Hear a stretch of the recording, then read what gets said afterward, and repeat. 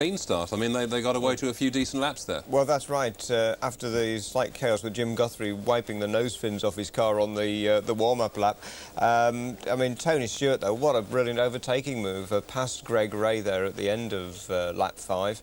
Yeah. I mean, that's really sort of a good sign. And as Perry was saying, that track is really quite demanding. There's a couple of quite nasty little bumps in there. Yes. Don't forget, at the moment, the cars have got everything in tip-top condition. What it's going to be like when you've got a bit of tyre wear, when the suspension's settling a little bit maybe on the cars, the corner weights are changing. Perry, you wanted to make a point about the circuit, didn't you? Yeah, I do actually, because Eddie Cheever was talking about that bump earlier and just seeing the cars in anger there. He's absolutely right. I mean, that bump's horrendous. Yeah. At 220 miles an hour, you see the back of the cars kicking up. Yeah. Now, if that doesn't cause a problem before the night's out, I'll be very surprised indeed, because, you know, they're really hanging on for grim life as they go over that. Yeah. And if that was F1, I tell you, they would have just about everybody in the world sanding that down. Yes, you know, it was like, that would not be there. They would really make a commotion about it. It would be interesting, actually, to get the on-board view, wouldn't it, of virtually a complete lap, and then we could see what the drivers have to put up with. We've seen little glimpses of it, but it would be nice to see the whole thing, wouldn't it? Well, the Dover, the race before, it was so bumpy that one of the drivers had these entire PI rack in these... It all fell off in his lap, didn't it? Exactly. That's the dashboard, the PI rack with all the information on it. He actually come off and sat in his lap at 180 miles an hour. Yeah. Cheers. How fast am I going? I'll just have a look. Yeah. How many revs? No, there we go. Yeah, no problem here. Let's just get one more thought from Steve. Do you think we're in for a race of attrition here? Do you think we're going to get plenty of yellows? We're going to get plenty of damage to cars? Well, historically, the Charlotte race last year didn't have too many yellows. I think there were only 5 brief full-course yellows. The one we've got at the moment is only, I think, a relatively brief one. Raul Boesel's engine did let go. Maybe there's a little bit of fluid, but it's actually down at the bottom of the racing line, so it shouldn't be too much trouble to clear it. But yes, I suspect it could be. Also, because that rain earlier on has cleared a layer of rubber off the track. That's what they call a green track. That means that the track is a little bit less predictable for the drivers. Right. Well, let's see what happens and go back now to Charlotte.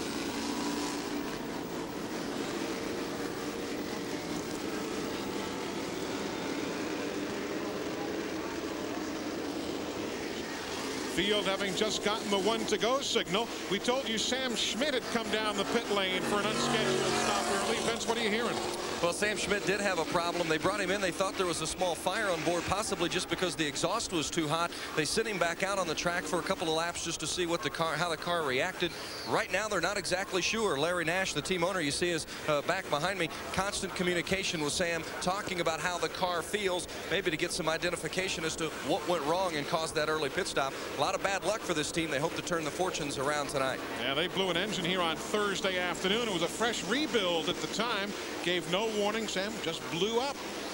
Yeah, Vince and Bobby. Also, Jimmy Kite came into the pits under that yellow and did some adjustments. So you might check that out for us, too, if we could. We'll update on that as green flag is back in the air. And on lap 14, Tony Stewart quickly up through the gearbox. Well, it looked like Greg Ray had some problems getting up to speed. He got passed by his teammate, and Buddy Lazier's going to the front, boys. Look at this down the back straightaway.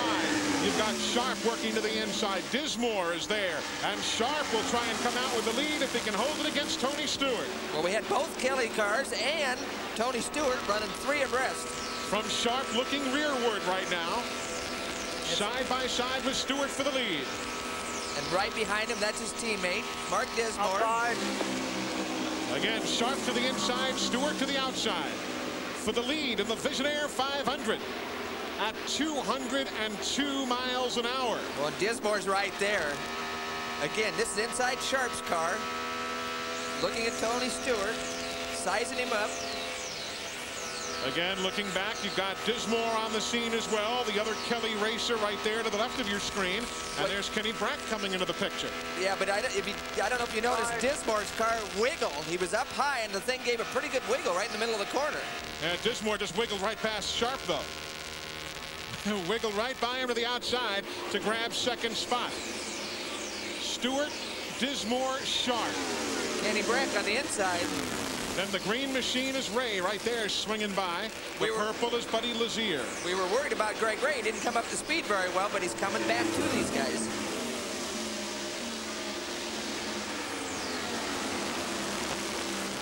Sharp, nice and calm.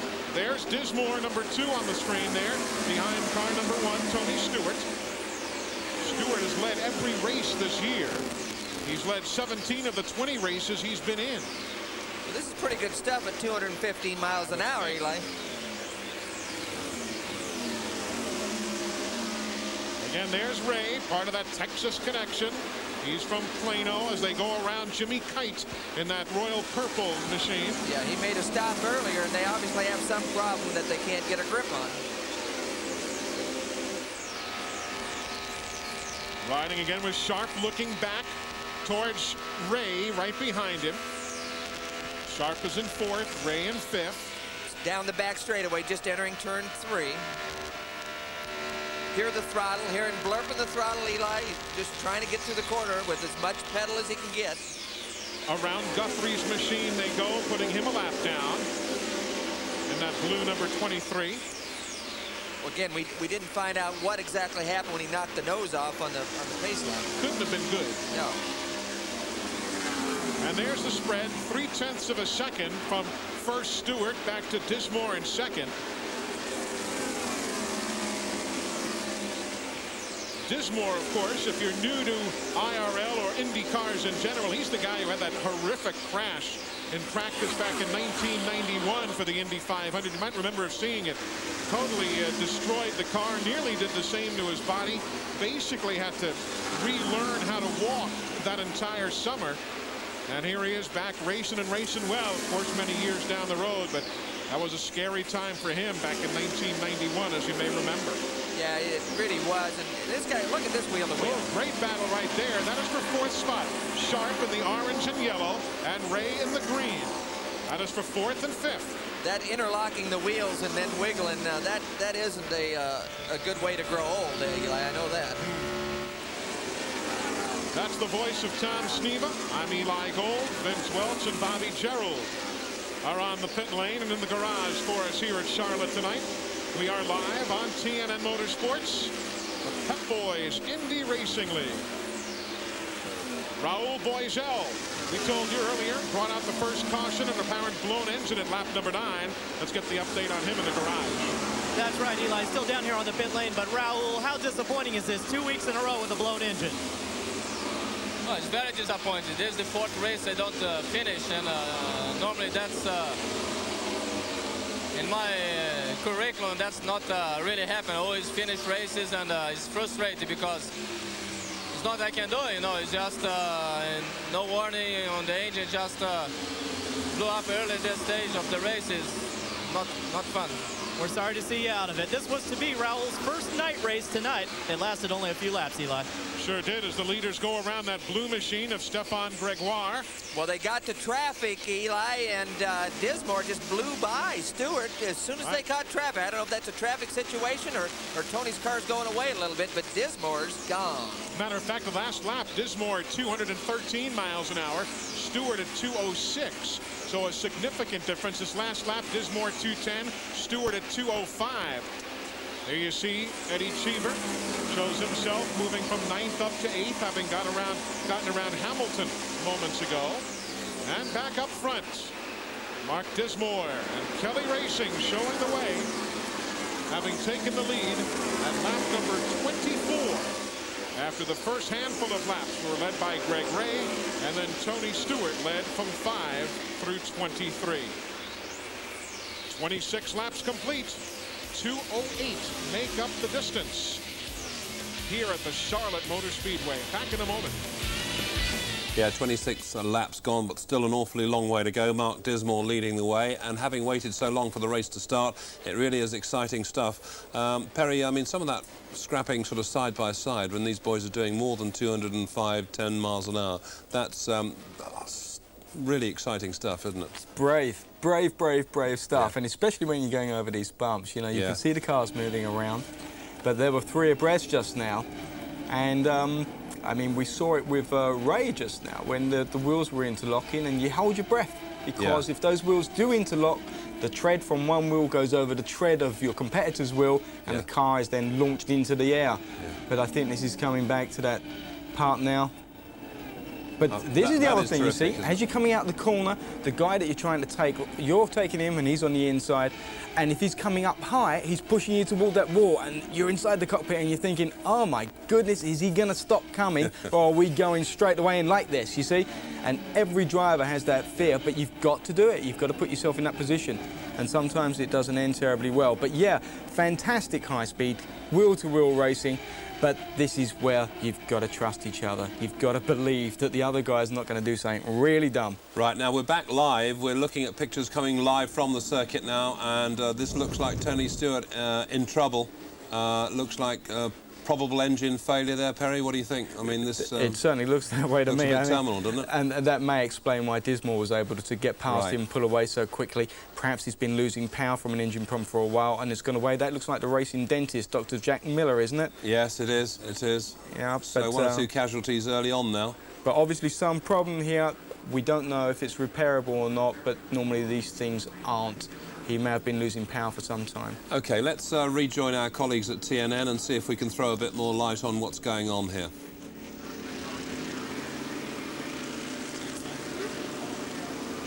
We are back at Charlotte under caution. Remember we told you that Tony Stewart had dropped to 6 and 7 miles an hour off Mark Dismore's pace? But while you folks were away for a few moments, the smoke erupted from behind the Glidden Menards. And that's a tough, tough break. It really is. You know, when they run them that hard, stuff happens. But this team's had some engine trouble throughout the year. It hurt them at Indianapolis. They've been fast everywhere, but reliability sometimes hasn't been their strong point. Let's go down to Vince Welch. With team manager Larry Curry. Larry, I know this isn't the way you wanted to see the early stages of this race unfold. You guys have been fast all week. What's the problem here? Yeah, we're not sure. All of a sudden, the thing starts smoking, and we don't know yet what's wrong with it. Everything on the telemetry looked good, so... We're given no indication that there was a problem? None. So, same old story, it seems like. Disappointing for Tony Stewart and Team Menard. At least at this point, it does not look as though Tony Stewart's going to be a factor tonight. Heartbreaker for that bunch as Tony just looks on in disbelief. He won a race here last night, but that's no consolation here this evening. Yeah, and Curry said same old story. Well, they haven't had that many oil lines come loose this year, so I'd say it's a little more deeply seated than we'd like. Lap 31, these pit stops, the fuel window is roughly 45 laps here at Charlotte, but everybody's taking advantage of the stop. Let's go to Bobby Gerald. Buddy Lazier just coming in, getting a cool drink of water, and they're in and out of here very quickly. A nice stop for Ron Himmelgarn and company. Buddy Lazier, the 96 Indy 500 winner, won here last year. You can see Sharp just barely beat Buddy out of the pit, so the Himmelgarn team had a great pit stop. Everybody just kind of skiing their way through, and looked like something wrong there. They were in for a lengthy stop. They were. He was one of the first in, but he wasn't one of the first to get out. Right, Ray had come in, actually the second man in behind Kenny Brack, if notes serve correctly, and he was one of the very last out. So we'll get an update from the Conseco team and see exactly what went on down there with the Texas connection and find out what's cooking right there. It was interesting looking. Complete. It was interesting looking out of the back of the Greg Ray's car. This car right here, the right side, it looked like it was burning a lot more fuel than the left side. There was a dark blue flame on, just raw on the right. Fuel there. Exactly, and the left side didn't appear to have that. So we'll get an update there shortly as we were working caution for the second time. Again, brought out with the problems from Tony Stewart. There comes Mark Dismore, who is the race leader at the caution. It's the second race he has led this year.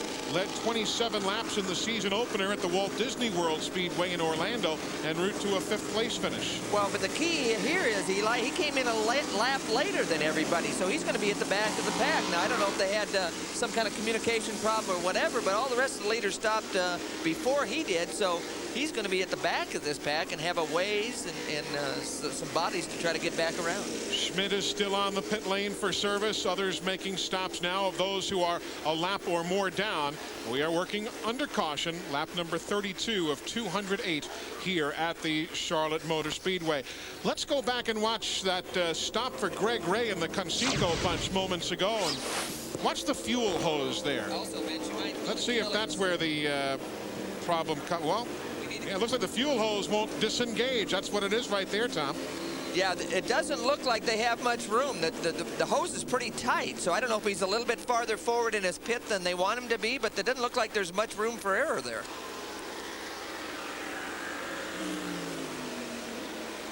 So that's what transpired moments ago on Greg Ray's stop, as the field will be getting the 1 to go signal. Looked like Hamilton almost got nipped there going out of the pits also, as the Reebok team finished service on his car. Jeff Ward in for yet another visit here at lap number 33. So pit stop's the name of the game here. Dr. Jack Miller, you see him on pit road coming straight at you. There's Wardy's team back in yet again. He was in at lap 32 and now again here at lap number 33. Would be interesting to maybe our guys in the pits, Bobby or Vince, maybe we get to the Kelly team and ask them what happened to Mark Dismore in that situation, why they waited longer than everybody else. And watch this. Here's Kenny Brack coming out of the pit lane.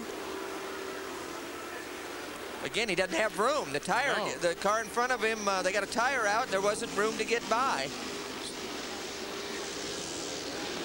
I don't believe these are real tight pits. I mean, these things are set up for the stock cars, so there shouldn't be that kind of problem developed. Meanwhile, the big Texan is down there watching his team's work. A.J. Foyt, an update from him.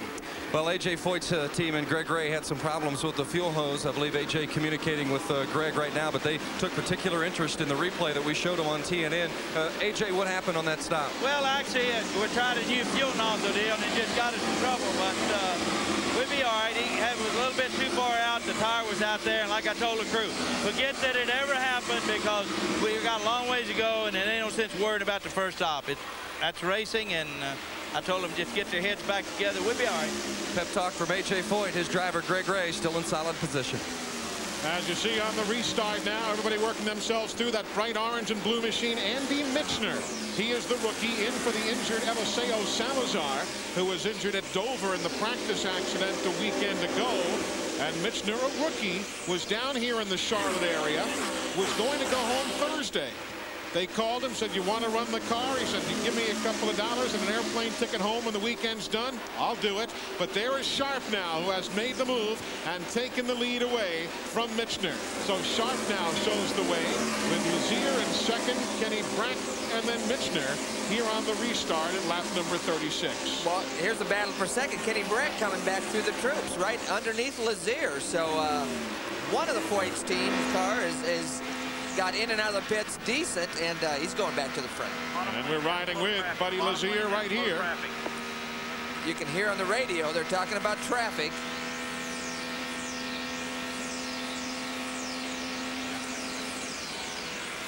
Tony Stewart has just come back out onto the racetrack. Leaders go by Jimmy Kite in that other purple car you saw. There goes Cheever in the blue and teal underneath car. Goodyear, yeah, in the Rachel's car, right underneath the Pennzoil car. So that's on the fifth, and there you ride with Scott Goodyear now. Well, look at the front. Cheever's looking for a way to get around traffic. He looked high, looked low, but there was no place to go. Stefan Gregoire, you see him going by in the two-tone blue machine. And as we mentioned, Tony Stewart is out there running again, making a couple of laps at reduced pace.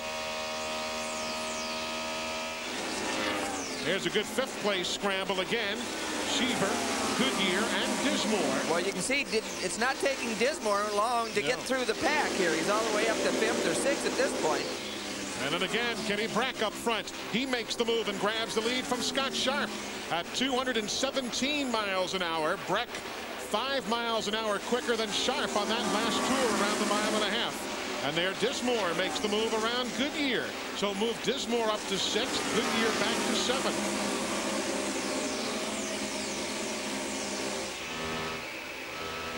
Running with Scott Sharp now. You can see there he just shifted gears. He changed the gear position. Again, they've got 2 or 3 high gears that they can select from. And he just chose a different combination than he had before he got past. The winner at Dover Downs International Speedway, you read the numbers, 209. Again, that's a screen on the, it's a digital situation. He can punch up any kind of readings he wants. If he wants temperatures, he can see that. If he wants speeds, he pushes the button and gets, that's what he's on now. So they've got a lot of technology in these cars, and they can really see a lot of what's happening.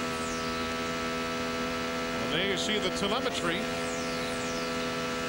Remember, the rev limiter is at 10,000 RPM. And again, you saw him select a different gear, so I'm not sure they've had a stop now. Maybe they're not happy with their fuel mileage and got to reduce the RPM. There's a great battle with Dismore in that red machine moving around Cheever. That'll be fourth spot changing hands, but they've got the lap car of Guthrie just ahead of them. They'll have to woe it down just a second and get around him. And you see Tony Stewart right there back in the mix. Well, whatever.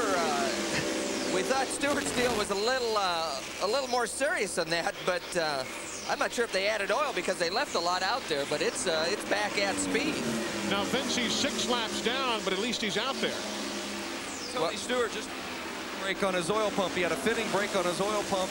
Larry Curry said the car should be strong. The problem is, obviously, they lost 6 laps with that, but it's not a major mishap. Just a fitting broke on the oil pump. He should be out until something else happens. Well, again, that could be, you know, related to the roughness of these racetracks, and I don't know if it's the same piece they had at Dover last week, but that causes a problem. Look at Lazier. He's down to 195 miles an hour now, so he is some 16, 17 miles an hour off the pace. The Reebok team goes by.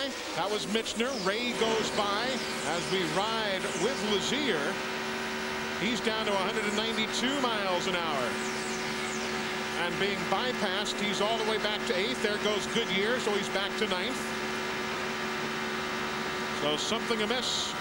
Yeah, I don't know if he's lost a cylinder or what, because he's using a lot of all the throttle he's got. It's just not going very fast. Vince, what are you hearing? Down in Ron Himmelgarn's area, Team Lazier. What's the matter, Ron? I can't hear you right now. What's the matter, Ron? We're experiencing some fuel pressure problems in the car, so we're not sure exactly what's happening, but the fuel pressure is starting to drop on us. And Buddy's been communicating onto the radio that it's been very rough out there. Is that true? Oh, absolutely. There's some bumps out there pretty good. The car's moving around quite a bit, but we'll get a hand. We're going to pit right now and change the tires and check on a few things. So he's coming in right now. Here comes Lazier. And let's see what the team is able to find. But again, with everybody else going 215 miles an hour, even a semi-routine pit stop, Tom Sneva, is devastating. Yeah, it is. I think what they're going to check on is what's on TV later tonight. You saw Lazier putting his hand up saying, don't know what the problem is. Meanwhile, Kenny Brack is in traffic. That is he to the inside in the power team entry. He'll pick his way around Stevie Reeves, the rookie, making his IRL debut here tonight. You got to be quick, but you got to show some patience also. Well, especially in traffic. But it's nice when you're running up front, when you have a car that you know can go, it's a lot easier from a driver's standpoint because he can pick and choose his spots. The guys that run second, third, fourth, and fifth, they've got to press the issue. They've got to try to close the gap. But when you've got a good race car and you know you got a good race car, you can be a lot more conservative in traffic. Jeff Ward in that orange and white machine. He's running in 9th. Stefan Gregoire is that blue car. He is 2 laps down in 16th position. Then you come to the red car of Greco and then Paul as they work themselves through race traffic here on lap number 50. And that's Jeff Ward, that orange and white car. The blue car, Stefan Gregoire, and John Paul Jr. right in the middle of this bit. If you're an Andy Michener fan, they are in for a pit stop here at lap number 50, an unscheduled stop for that Reebok car. Yeah, we might want to check what that's all about because they were just in a few laps ago, so I don't know if he felt he had a tire going down or what.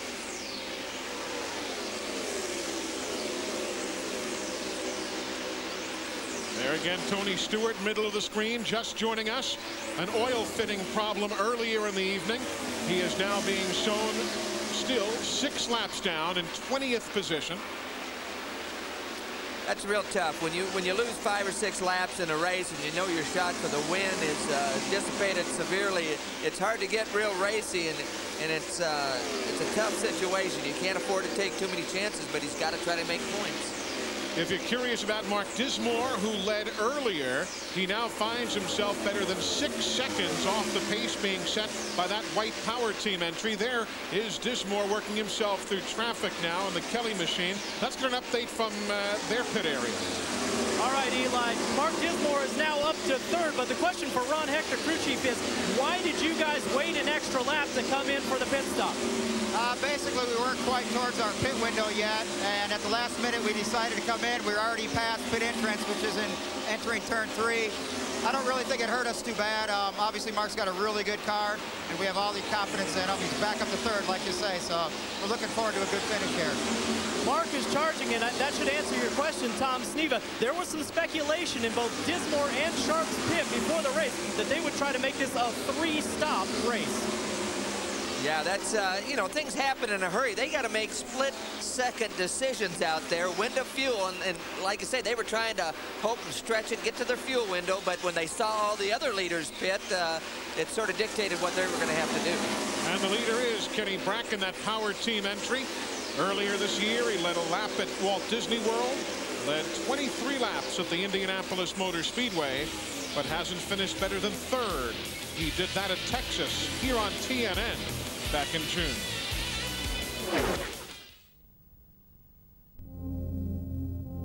Racing has been my whole life.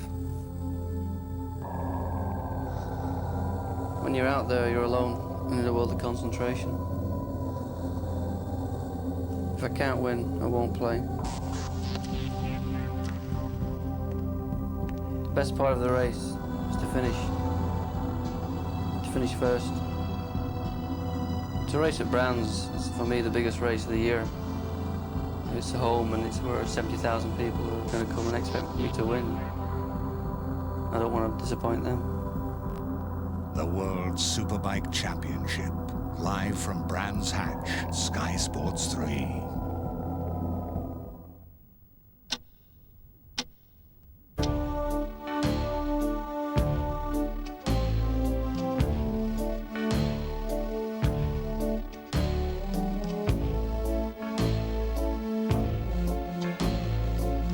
P&O Standard Line, where time sails by. Intruder 320, 15 miles and closing. Raid inbound, contact imminent.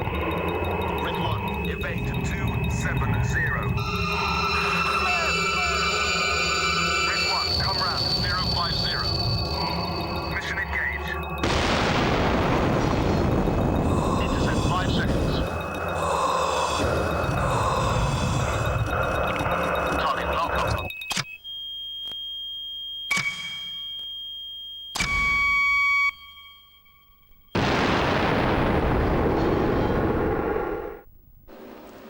Welcome back. You're watching the VisionAire 500 from the Charlotte Motor Speedway. Terrific action, and we're certainly enjoying what is turning out to be a very exciting race.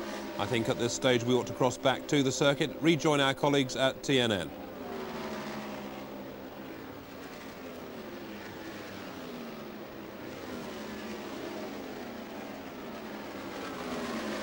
Breck ran real good at Dover. He had a problem early. They had a fuel injector problem, and so they had to stop early. They got down a bunch of laps, and I know Kenny was real frustrated because he thought he had a race car that was quicker than anybody all day at Dover.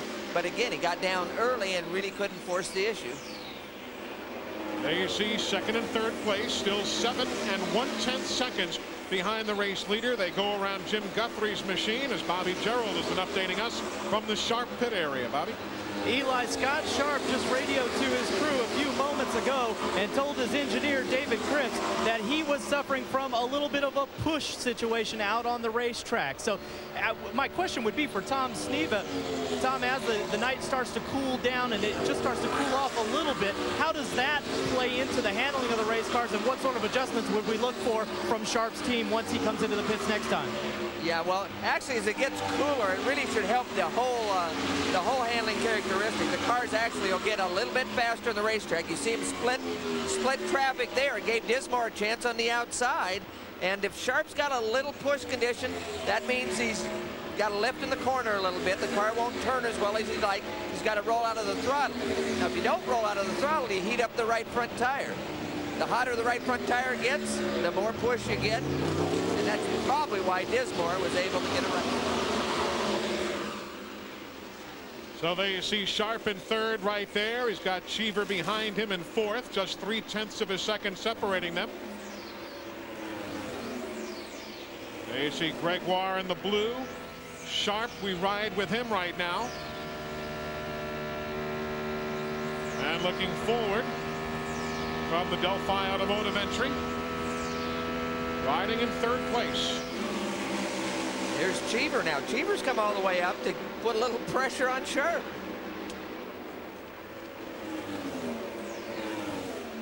Eddie told us earlier today during the rain delay that this is not a place for the faint of heart.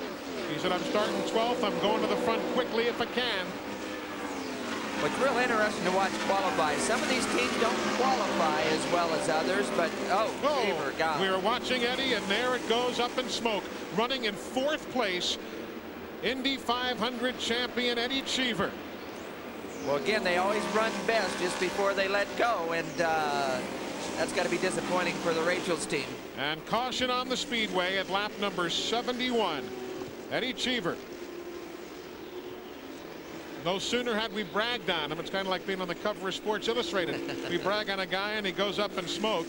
And Bobby, a lot of long faces down there in the Rachel's pit. That's right. I'm with Owen Snyder. And Owen, we saw the big puff of smoke. What did Eddie say? I said motor, you know. I mean, that was pretty close, but you know, we're running good.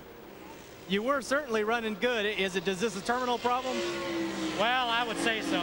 I would say so. Yeah, anytime they throw out that much, it's usually something really wrong with it. So, you know, we'll have a look, but I think we're done for the day, you know. Tough break for Owen Snyder and Eddie Cheever and his team. Keep in mind, though, guys, we did see the smoke earlier big time from Tony Stewart, and he was able to get back out in the fight. But Eddie apparently thinks it's done. And you know something? These stock block V8s last year, Tom, they were waiting and looking for reliability. And now that they have found the reliability, it seems as though the teams now, like racers will, are starting to take a few more liberties, and the engines are starting to pop. Well, they got to push them to the limit, and sometimes they don't find the exact limit. But you could see Bobby's question to Owen sort of startled him. What did he say in the radio? And Eddie's pretty vocal on the radio. I'm sure he didn't say just motor. I'm sure there's some other stuff that Owen couldn't tell us about. That'll be the fourth DNF of 1998 for Eddie Cheever, though the first due to pure engine failure. As you look at the race leader, Kenny Breck, who took over the top spot here at Charlotte from Andy Michner in a series of stops back at lap number 26. Let's go back to pit road. Well, there's Tony Stewart, and Tony, it's another disappointing night for you. And I know this is so frustrating. I mean, and you've had that question thrown at you before. What ultimately put you out tonight, and what do you think this does now to the title chances? Well, we had something in the motor go. We had I don't know exactly what was leaking early in the race, but they got it changed. We got back out, and you know, we're out there running in 6th gear, which is our cruise gear to save fuel and to turn the car less revs. And we blew by Dismore, we blew by Sharp. I mean, we've got the fastest car. I mean, I can't thank Team Menard enough, and Larry Curry and the guys. I mean, they give me great race cars, and makes my job a lot easier as a driver. But you know, it's hurting us in the points right now for sure. I mean, I guess right now we're going to have to shift our focus to worrying about finishing races instead of winning a point championship. I mean, we never really changed our plan on how we race anyway as far as the points go, but we're just in a string of bad luck right now. I mean, when we finish well, and you know, we got a great race team here, and these guys are, you know, with the V6s that we used to have to run, they had this disappointment a lot, and they're really a strong team. They gel together well, and they're not going to let this get us down. We'll get back on track soon. All right, well, I wish all the fans watching on TV tonight could have seen this guy last night behind the wheel of a midget. Sorry to see you out, Tony. Yeah, too bad we can't run a midget out there right now. That'd be exciting. It would be the third DNF of the year for Tony Stewart. He had, of course, the failure at Indianapolis. We were all riding with him at the time, as you might remember, on the telecast, and also at Texas. Well, tough weekend. It really is. And, you know, it's like, for a racer, it's a little bit like, you know, you're real fast. You know you're real fast, but you don't finish. It's a little bit like in golf when you can drive the ball 300 miles or 300 yards, but you can't putt it. Yeah, I understand that. Nor can I drive nor putt, so I know exactly of what you're speaking. Pit stops now. The race leader is in on the top of the screen. You've got Dismore in the middle and Scott Sharp on the bottom of that triple split. Let's see what they do. Lap 76. A.J. Foyt's crew for Breck. Quick work there. You see Goodyear coming in just in front of... Well, you see the confusion. They had trouble with the air gun on the right front of Kenny Breck's car. So another pit stop problem for the Foyt team. And Sharp is going to win the exchange. He and Dismore will drag race it off the pit lane. So I guess this time it's Kenny Breck's problem, having a problem, time to have a problem in the pits, and his teammate Greg Ray beats him back out of the pits. And Ray had the problem earlier, if you weren't with us, when the fuel hose chose not to disengage. John Paul Jr. has problems also in that Jonathan Byrd VisionAire car. Well, they're trying to get the starter over there and get it plugged in. All of this at lap 76. We go back to pit road. And let's give you an update, guys, as John Paul just gets out of the pit in Jonathan Byrd's machine on Mark Dismore. When Dismore came in, they gave it a big turn of front wing, added front wing for Mark Dismore. We also anticipated the same thing coming from Scott Sharp. That was after a conversation with his engineer, David Cripps. He said they were going to add a little front wing to try to get rid of that push. So that's the story on the pit lane. We are 76 laps into the 208 laps that make up the VisionAire 500. The Pep Boys Indy Racing League is live tonight here on TNN Motorsports. Well, we are now thankfully well into this race, the VisionAire 500 from the Charlotte Motor Speedway. Let's talk to Perry McCarthy about one or two of the technical things that are happening. We heard about a big adjustment on a wing there in pit lane. Mark Dismore's had his front wings adjusted. These are aerodynamic devices which keep the car pushed down onto the track. So as the air goes across, it creates a low downforce underneath it, low pressure underneath it, which creates downforce on the car. But you can trim the car out, balance it out. If you haven't got enough grip at the front, you'll get what's called understeer. The Americans call it push. So as you've turned into the corner, the car won't keep to the radius you've set. It will actually move up, and you don't really want that because you've then got to back out the power because you're going toward the wall. What they've done is they've put more front wing on to create more front downforce. Hold it tighter. To hold it tighter. Right. The only thing they have to be careful about on doing that, pinning the nose down too much, is that it can then upset the rear. You don't get anything for nothing in this game. Everything's a trade-off. The more you pin the front down, then you may get the loose rear, you know, and you don't want the loose rear on these tracks, I tell you. So it's so obviously they probably know what they're doing from experience. They've wound a bit on. Maybe it's going to trim it out just enough for him. Frustrating, isn't it, for the second race running for Stewart, really? I mean, the car was obviously going well when it was going well, and he was driving brilliantly, Absolutely. But he's out again. Yeah, I mean, he's putting some really good moves on the others out there. I mean, when he first pitted because of the problem, he then came back out and caught Dismore very quickly indeed. Yeah. But you just kind of had a feeling that that problem wasn't going to go away, really. And somebody else who may have a problem, Kenny Breck, when he came into that pit, I'm sure I saw some smoke coming from the back of his car. Yeah, so, as he slowed down just before he stopped. It could be he locked his rears. I didn't see it properly, but we'll need to keep an eye on poor old Kenny there. We'll talk about Kenny Breck a little bit later on, but right now I think... no, I tell you what, we've just got time briefly to touch on Kenny Breck. Steve, tell me a little bit about him, because you're involved, I think, with his management. Well, I worked for over a year in Sweden for a company that was involved with race management, including Kenny. And people over here maybe don't realise just how important it is in Sweden. He is their biggest racing star. When there was talk in '95 of him going to Arrow's Formula 1, the Swedish press switched to Formula 1. Now, all you get on the Swedish TV is the IRL. OK, well, let's go back now and see what he's going to do. Let's step back to 1 year ago, the inaugural VisionAire 500. Buddy Lazier, the eventual winner, but not before this thrilling 200-mile-an-hour battle through traffic with Billy Boat in the number 8 Conseco car. Then June of this year, blinding speeds at Texas Motor Speedway. This time it is Greg Ray who must settle for second as Boat in the green Conseco car takes the trip to victory lane at the True Value 500. But then on lap 92 at the New Hampshire International Speedway, the New England 200, Billy Boat met with misfortune. In that accident, he suffers a broken left femur. It's left him sidelined for this year's VisionAire 500. But we are tickled to be able to welcome him to the broadcast booth here this evening. Though, Billy, we'd much rather be talking about you out there on the racetrack. Great to have you along here tonight. Thanks, Eli. I can't say I'm happy to be here, but it's nice being up here in the booth with you. quite a run right there for a fella you know well, the power team entry, your A.J. Foyt teammate. They have run awfully well. Absolutely. You know, Kane and I had lunch today, and he said he was ready to go, and I think he's fired up.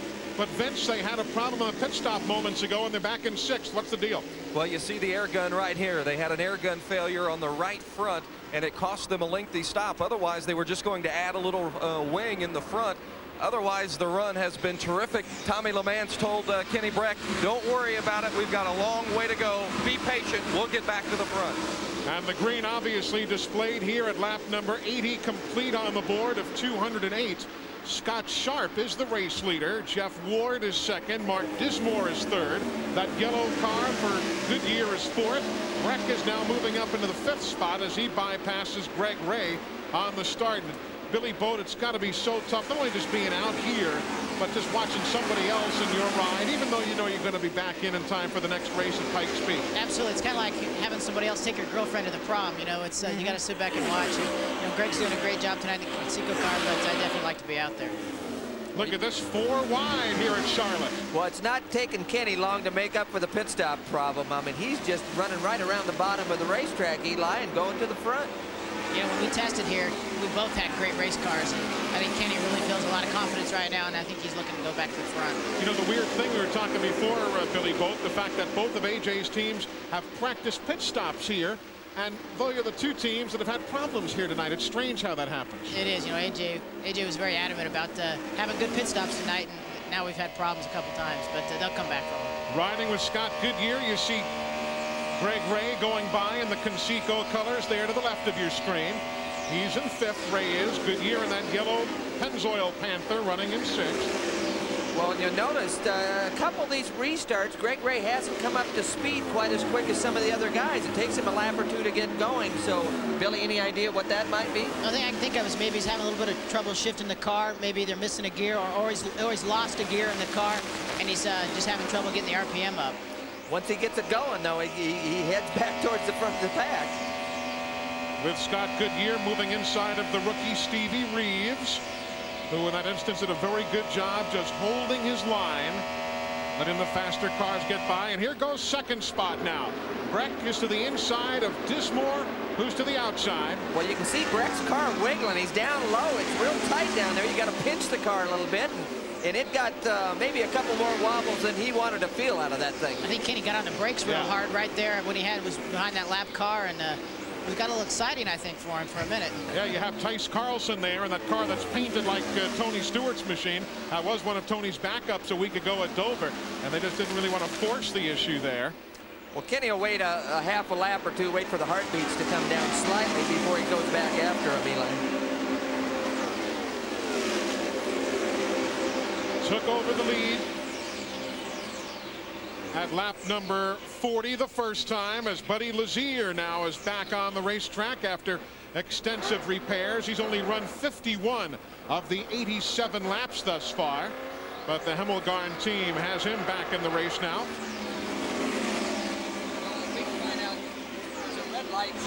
There's Breck. Right now, 3.5 seconds off the race leader, Scott Sharp.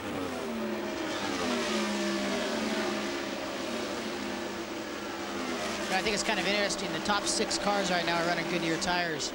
So I think Goodyear's really done their homework at this racetrack to build a good tire for these guys.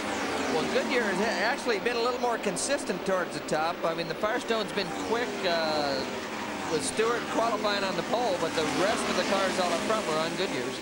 8th and 9th on your screen there. You saw Marco Greco and Brian Tyler just nearly tangle moments ago.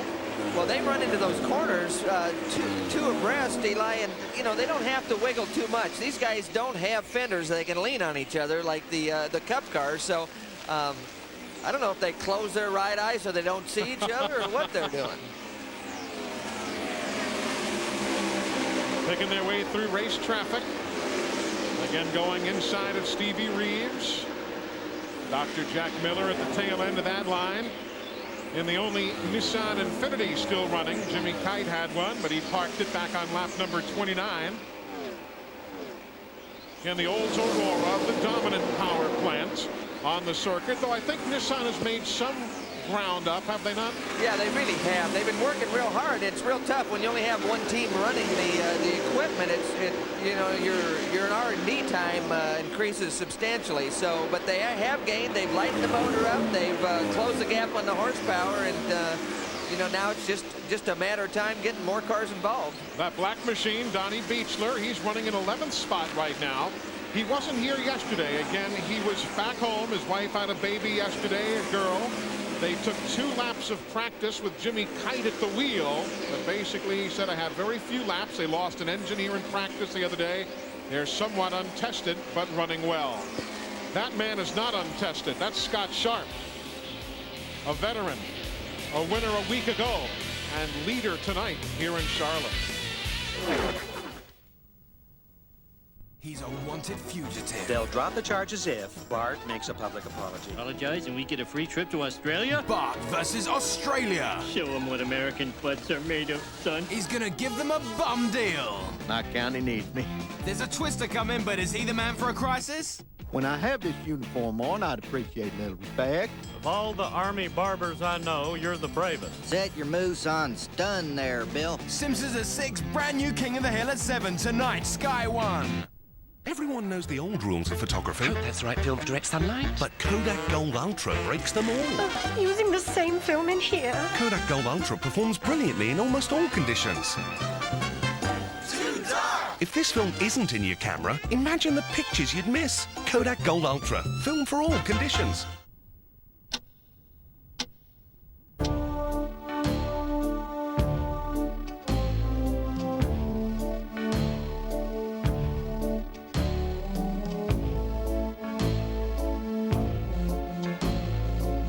P&O Stena Line, where time sails by.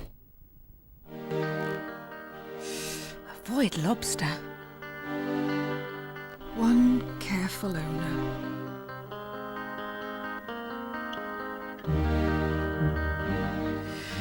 Tough life. Can't resist great offers. Love boots. Welcome back. You're watching Sky Sports coverage of the VisionAire 500, the race from the Charlotte Motor Speedway. We're well into the race now. Perry McCarthy and Steve Slater are watching the action with me in the studio here in London. Perry, we just heard that the top 6 are all running on Goodyear tyres. It's traditionally a sort of Firestone Goodyear battle. What's the significance, do you think, of this top 6 on Goodyear? Well, they're the only 2 suppliers in IRL, but I think it might be just coincidence that the top 6 are on Goodyear because predominantly it's more of a chassis battle at the moment. Yeah. We're seeing Dallara really taking the lead from G-Force. And so, you know, the cars are maybe working better and supplying.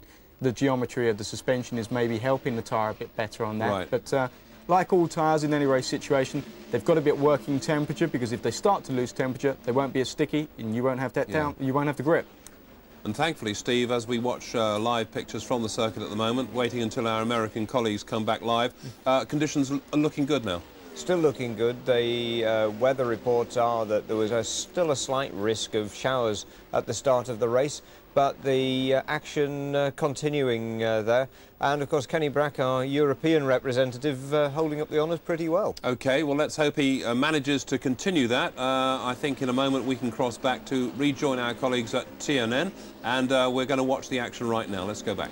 There's a little bit of traffic here, and Sharp might have had to roll out just an ounce, but Dismore had to run off the corner and just blast by. You can see the traffic, though. I mean, these guys are hustling these cars down in the corner, but look at Dismore. Right in the middle of the corner, he's able to get back after the throttle and just drive around these guys. Third time he has led here today. Led laps 24 at 3:30. Again, lap 32, and Vince, the Kelly bunch, is awfully excited. That's right, Donna Dismore. You're looking at her now, Mark Dismore's wife, as she watches the replay of Mark passing Scott Sharp. And maybe the most cautiously optimistic man at the racetrack is Tom Kelly, the owner of both those cars. It's a good feeling seeing your guys run 1-2.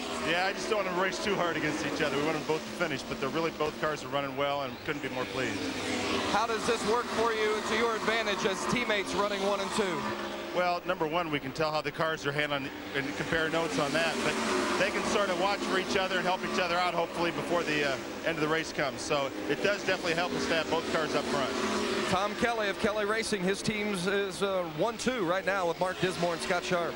And Billy, you know, we've not talked much about, let alone the car that you will be driving, but that guy right there, Jeff Ward, that orange and white machine, cutting his way through traffic pretty well. Yeah, Wardy's been running real fast. Looked like he got held up in traffic just a little bit there, and Greg got a run on him, and I think they're going to be racing for that position real shortly. Well, actually, Ward is very fast, and Greg's right there. Traffic's always a factor, and who anticipates and predicts it the best is the guy that's going to get through the cleanest. It'll be halfway next time by as Andy Michner makes an unscheduled pit stop.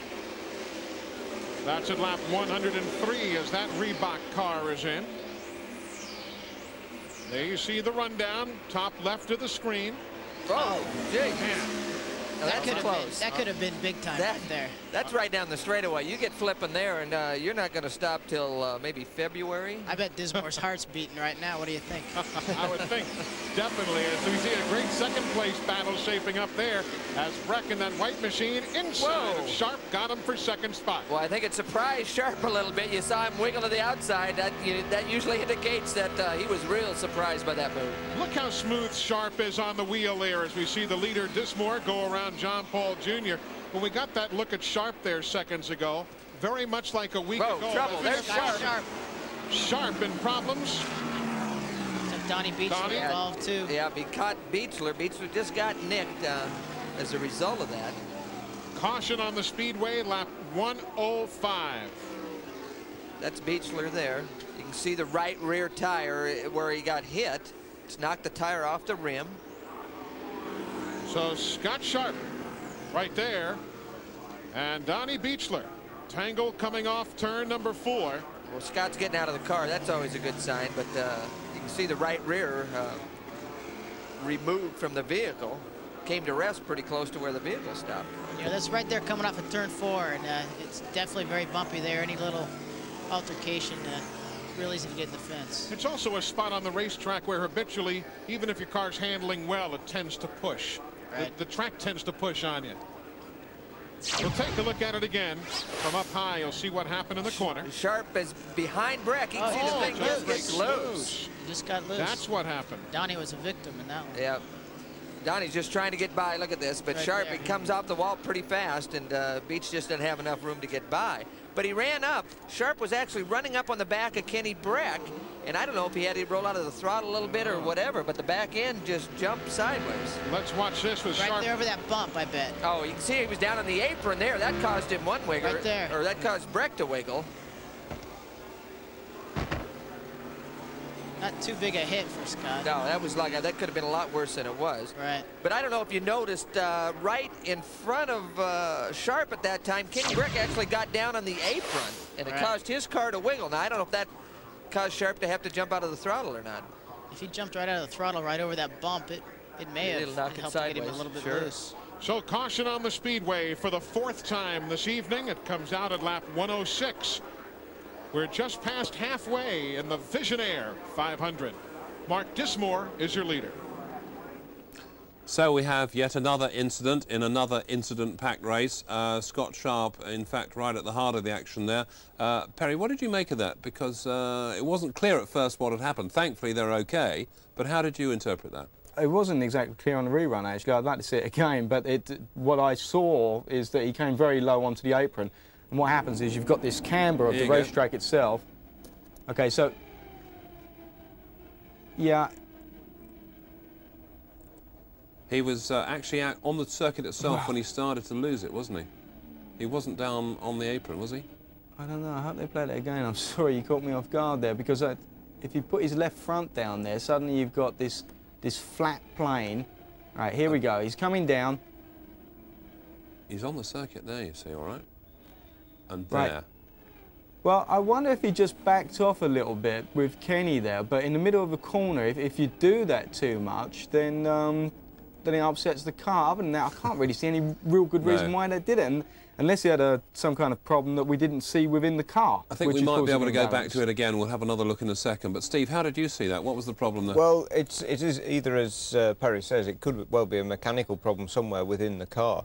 the car certainly seemed to start to oversteer long before it reached the apron. So it wasn't an effect of hitting that flat, unbanked apron. Here it is again. Have a look, and in very slow motion. I'll let Perry talk it through. Okay, He's the driver. Perry, go on. You take us through this. Look, he's all right there. Well, he's come in very sharp there, hasn't he? You know, it's like, look at the angle of the others. Now, he's come right in. His back's already going. You know, I don't think that's down to him. I think something's happened with that car because that car started changing. Look, you see the smoke. No, that's probably from the tyres. Beg your pardon. But that car started changing attitude in relation to Kenny Brack's car way before. I'm convinced that something went wrong in the back of his car to do that. Yeah. That started slewing. Nice word, slewing. Slewing, yeah. Slewing. And then it started to hitting there. But in that position on the circuit and at that speed, that could have been a much worse incident. I think we just got to be thankful, certainly, that at the moment it appears to have been not too bad. Let's now go back live to Charlotte and see what's happening. Turn sharp enough. You can't turn it sharp enough. You can't believe what's going on in what should be the relative calm of a pit stop. Greg Ray has no reverse, has a spin in the Conseco car on pit road.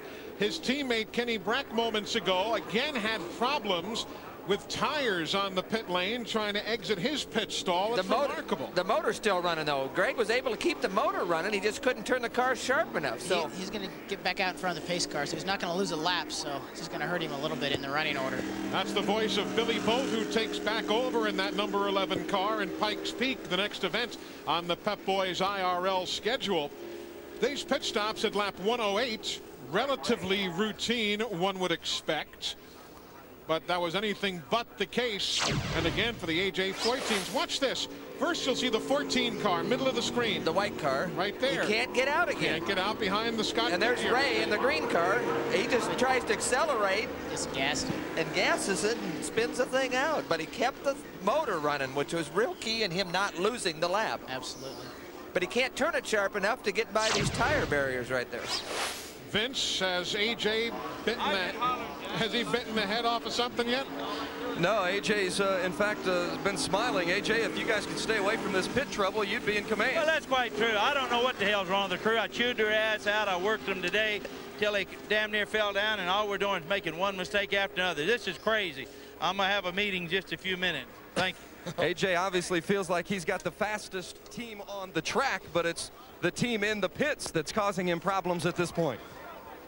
Just remarkable. And again, if you're just joining us, here's why we're under caution for an incident that happened on lap 105. The look on that face says, I know AJ's coming after me. Well, you can see Kenny Brack. He gets down in the apron in the white car, and it wiggles severely. Now, I don't know if that affected Sharp.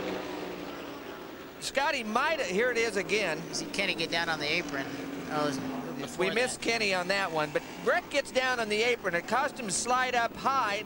Now, Sharp might have been trying to turn the car down low to go under Breck, and that coupled with the roughness of the racetrack, you can see, yeah, it's just real tough. Tough to tell Sharp you just, the back end just jumps out.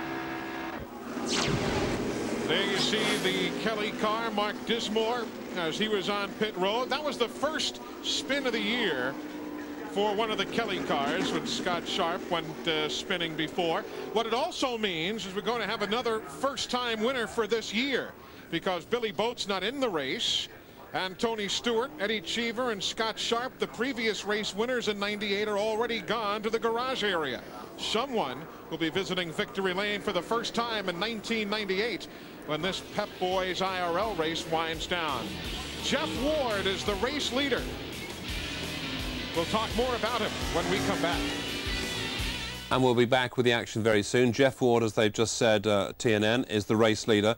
I don't think AJ Foyt is the happiest man on the circuit at the moment. Perry, do you? I mean, he's not over-impressed there, is he? I think I'd rather be in one of those crashes than face AJ in that mood. I tell you, he's animated, to say the least. Yeah, but he certainly, I mean, he had good reason to be fed up, because that was a real mess, wasn't it? Both team and driver. Yeah, it was, you know, I mean, I don't know what's going on. Their positioning seems really strange, because it's the second time the Pennzoil car's been in front of them, and they're costing themselves a lot of time doing that. It's, you know, they can't do that. And then we saw one of the, it was Ray who spun in the pit lane. Greg Ray, yeah. You know, I mean, this is very high speed, close racing. I mean, that they're inches apart, and we see some stuff where you're going, wow, you're just holding your breath, and you're thinking that they are very, very brave indeed. And then they do all that spectacular stuff, and then they make some really daft mistakes, you know? Perry, sit back and enjoy the rest because we're going back to the circuit now. There is a gentleman who runs triathlons as a hobby. I watch triathlons on occasion. I didn't realize he hit the wall that many times. Eli Gold, Tom Sneva, Billy Boat, Bobby Gerald, and Mr. Vince Welch, who will update us on why Mark Dismore keeps pitting out of sequence. Vince, what's the deal? The word is, I just spoke with their pit, they want to run under the yellow as long as possible, burn as much fuel under the yellow before they bring him in and then refuel him again. But they say the car is terrific. They made no adjustments. Mark Dismore says it's a very smooth run. They're back in 5th after that stop, but they're confident they can move to the front before it's over.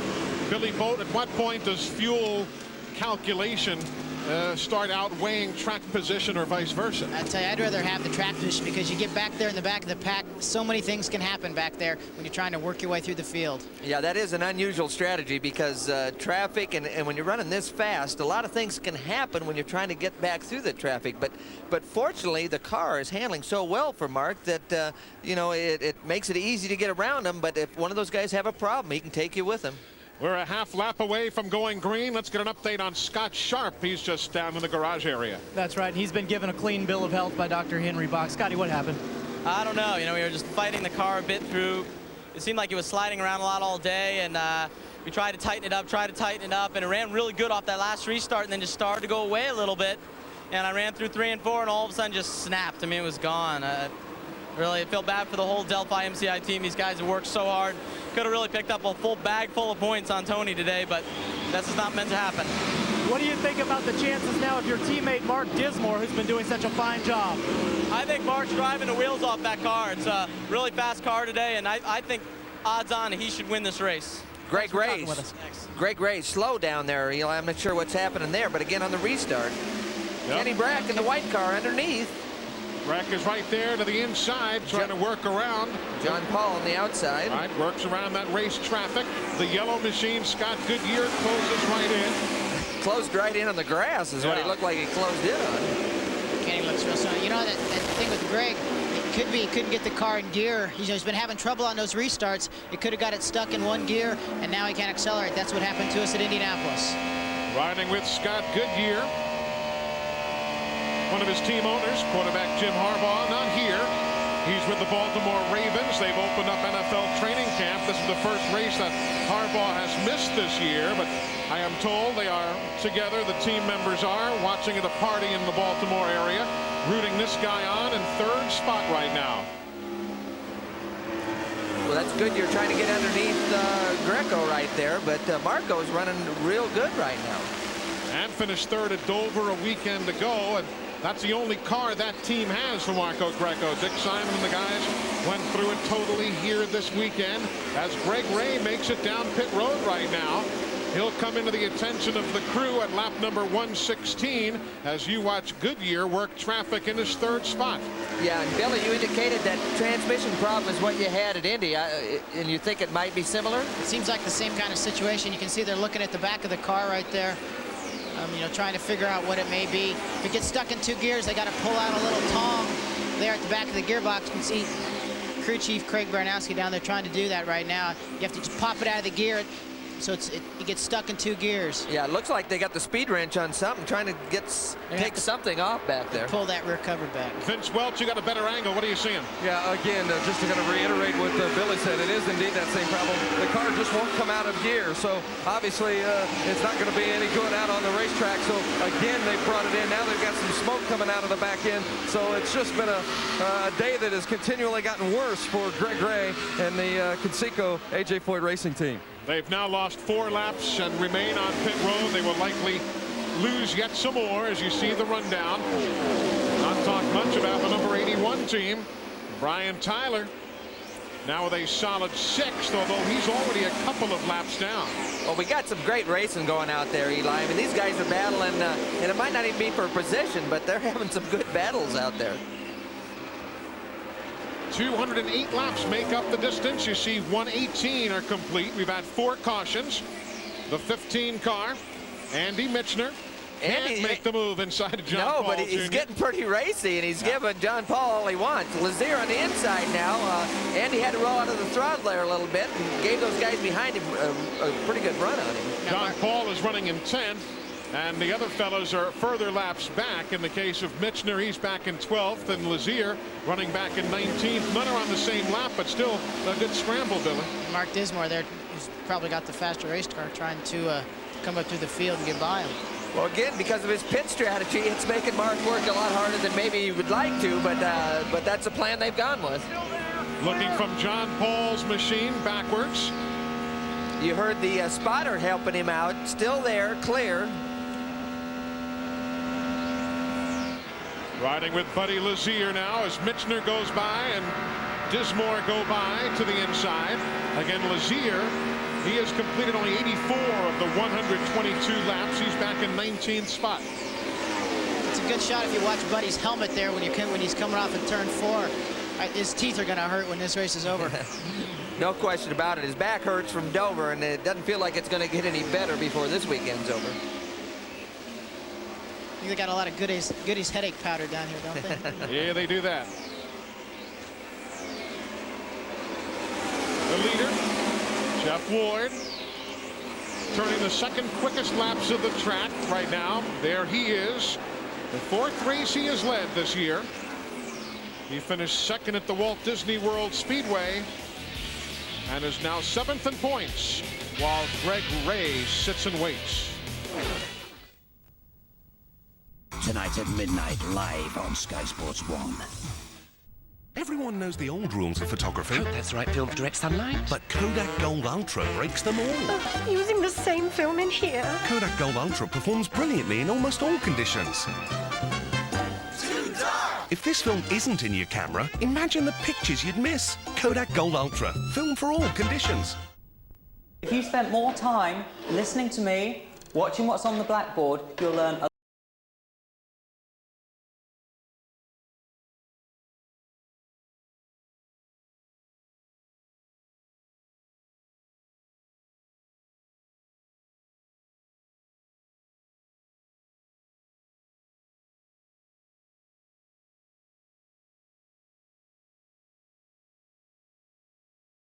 small again. There's no getting over that rainbow when the smallest of dreams won't come true. I can't take all the madness the world has to give, but I won't last a day without you. That's better. That's deadly. Every now and then I get a little Time Life brings you the power of love.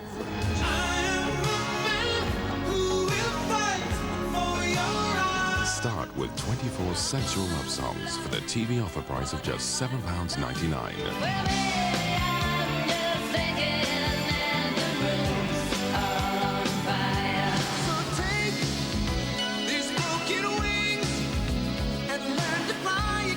Then audition further albums from the Power of Love collection with no obligation to buy. Call free on 0800 444 866 now.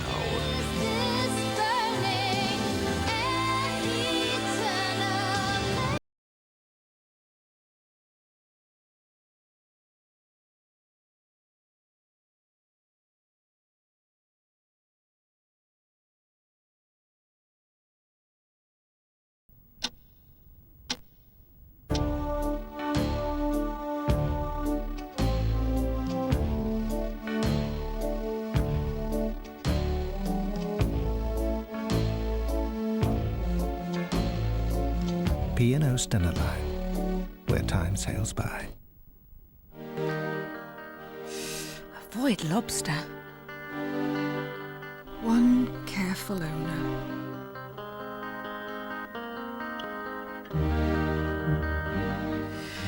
Tough life. Can't resist great offers. Love boots.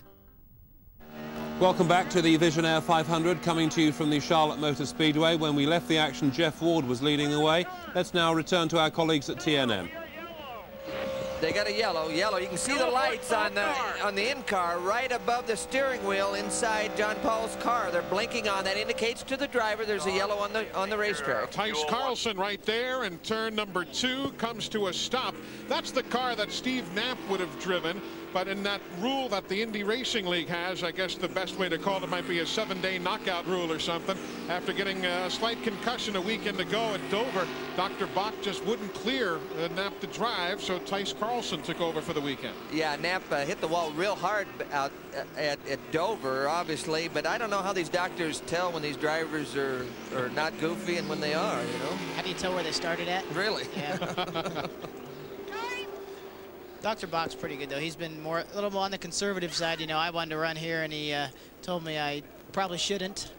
But you know, they take really good care of you. The whole IRL staff does, so they do a great job. And if they err on the side of conservatism, you really can't argue with that. Meanwhile, we talked a lot about Davey Hamilton in the pre-race segment of the show. The Reebok car right there. It's a Delora this weekend. After the first 6 races, they had the G-Force chassis. But Vince, very honestly, they've been a quiet top 10 today. What are you hearing from them? Well, and you talked about them moving back. They're having some throttle problems, and one of the things that really compounds that problem, not only does it cause you trouble out on the track, but when the team comes into pit, they have to turn the engine off every time. And of course, you know you're going to lose time in the pits when you got to shut it down. So this is certainly something that the Nienhouse Motorsports team is going to struggle with throughout the rest of the evening, where they got to get it fixed quickly. We heard on the radio early, Davey was having the throttle hang up on a little bit. He was actually having to pull it back with his toe, and the crew, they play mental games with the driver a lot of times. They say, don't worry, when the thing gets warmed up, that problem's going to go away, and I'm not sure it has. I can tell you what Davey was thinking on that comment. Right. We are under caution here at the Charlotte Motor Speedway for the 5th time. Tice Carlson's machine spun and stopped in turn 2. The top 4 currently on the lead lap. Well, our colleagues in America taking another commercial break. Don't worry, as soon as the action restarts, we will go back there. Steve, let me just ask you briefly, what do you make of the pit stop strategy that we've seen throughout this race? I mean, there have been 1 or 2 strange decisions, haven't there? Well, I'm dying to see what Dismore's crew do again in the number 28 car. Twice he's been leading the race when the yellows have come out. Twice he's missed the pit stop. He's actually gone out and done an extra lap and then had to rejoin at the back of the pack. And it's taken him till now to get back up to 4th place again. He's just giving himself so much work. Dismore is one of the fastest drivers on the track at the moment in this race. Yeah. He should be leading it. Yet he's there in 4th place. I reckon he could still win this race, but he's going to be the hardest working race winner if that's the case. What's their problem? Lack of communication or what? A little bit of lack of communication. Maybe the team manager hasn't been able to read the situation quickly enough. It may just be bad luck. He may have just happened to be right past the pit entrance just at the moment the yellows came out. But the other interesting thing I noticed there, the yellow lights on the dashboard, something which is being talked about for Formula 1 at the moment. They've got it there in IRL. Perry, from the driver's perspective, is that a good idea? Something you'd like to see brought in over here? What, on the dash? Yeah, those yellow lights coming up instantly, there's a caution out. I don't really see that. I think if the lights are in the right position around the circuit, then that's good enough. You think so? Yeah, yeah. I mean, I actually had a problem in Germany last year, which my team manager was furious at me with David Price. But the yellows were set so far back away from the edge of the circuit is that I couldn't see them. So I was still merrily overtaking. You see, it would have worked for you, wouldn't it? I thought I took those milks pretty quickly, actually, but they were slowing down. But I think that on most of the Grand Prix tracks, they'll insist on the facilities being absolutely spot on anyway, and you can normally see the yellows. So I think there's enough to look at on the And just briefly, what's your view on these pit stops? You know, Steve's told us what he thinks about this dismal situation. It's not that clever, is it? Well, it's not, and I was puzzled by the explanation his crew chief gave as well. It was, you know, we were deciding, and he made it sound as if it was some kind of strategy. What he should have just said is that we missed the deal, you know. You've got to keep track position, and they should know that, and so should Mark. And the driver, I mean, you're so dependent on the communication. I mean, the two of you need to be talking and know what's going on. Yeah, I mean, the driver doesn't want to be calculating high-speed maths all the time. You know, you've got to rely on your crew to do that. Sometimes, out of experience, you'll see the yellow and preempt what's going to happen with the pit lane, and then maybe duck in. But it's got to be fast. Perry, thank you for that. Let's cross back now to Charlotte.